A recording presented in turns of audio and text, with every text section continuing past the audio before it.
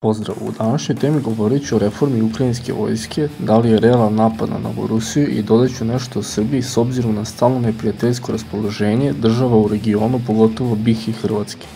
Reforma ukrajinske vojske je počela od 2015. godine. Ukrajinski predsjednik je objavio novu doktrinu ukrajinske vojske, Rusija kao glavni neprijatelj. Od 2013. godine ukrajinski vojni budžet se utrostručio. 2013. je bio negde oko 1.888 miliona, dok je danas 5 milijardi i 200 miliona dolara. Vojnička plata se isto toliko povećala. Sve je počelo već tada da se dovodi na NATO standarde. Nova oprema, izbacivanje zastarele sovjetske opreme i ubacivanje nove NATO opreme od pancira, pušaka, šlemova itd. Takođe i kuhinja je određena po NATO standardima. Ranije su imali 40 različitih vrsta jela, danas imaju 396. 2014. godine ukrajinska vojska je imala 140.000 aktivnih vojnika, dok danas ima skoro 300.000 aktivnog sastava. Isto tako činovni sistem je promijenjen na osnovu NATO standarda. Ukrajinsku vojsku njihove specijalne jedinice konstantno obučavaju Amerikanci, Englezi i ostale zemlje koje su NATO članice. Konstantno prisustvo u ukrajinskoj vojsci imaju američki generali i ostali oficiri američke vojske. Što se tiče naoružanja, velika većina svega što ukrajinska vojska posjeduje je sovjetska i ruska tehnika, počeći od tenkova.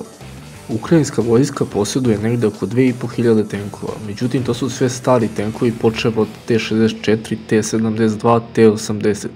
Spomenut ću ukrajinsku modernizaciju sovjetskog tenka T-80 koji nosi naziv T-84 BM Oplot.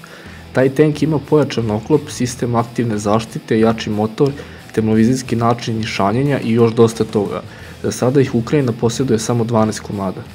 Što se tiče borbeno-oklopnih vozila, Ukrajina posjeduje negde oko 7000 BO-ova, generalno su svi sovjetski i ruski modeli, počevši od BRDM-1 pa nadalje.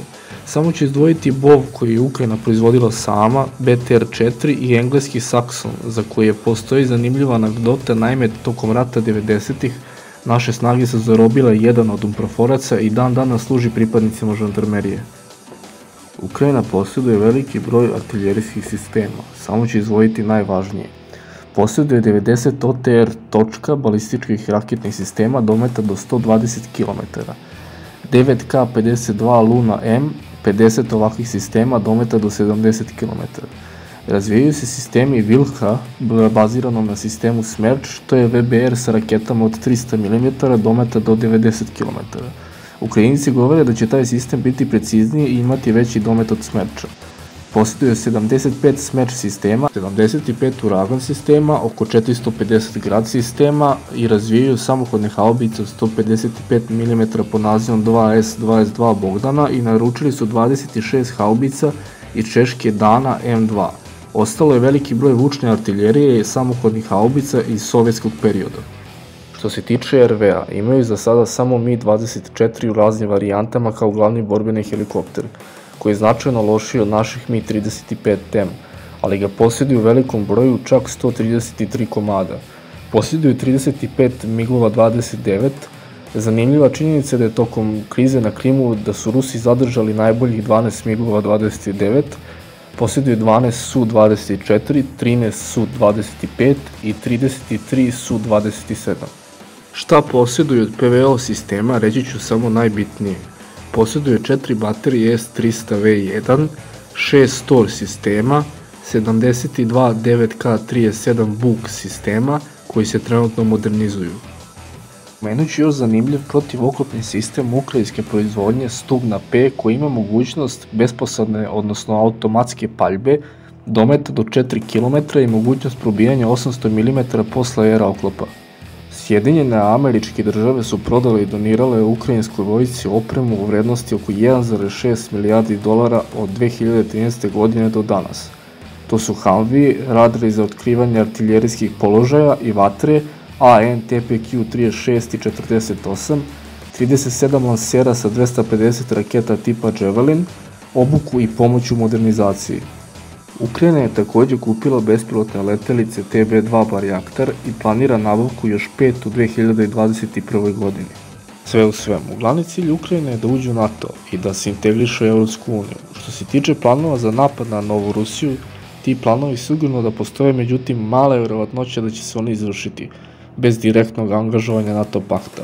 Čak kada bi se pokušao neki blitzkrieg, još manje je verovatnoće za neki uspeh jer Rusi očekuju tako nešto i verovatno bi ovaj put bila direktno uključena ruska armija.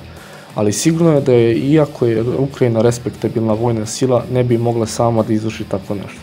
Hteo bih samo da dodam da sam vidio vesti za modernizaciju 12 Orlova i integrisanje navođenih raketa VRVZ-200, međutim nisam hteo da pravim klip jer su svi domaći kanali već to odradili.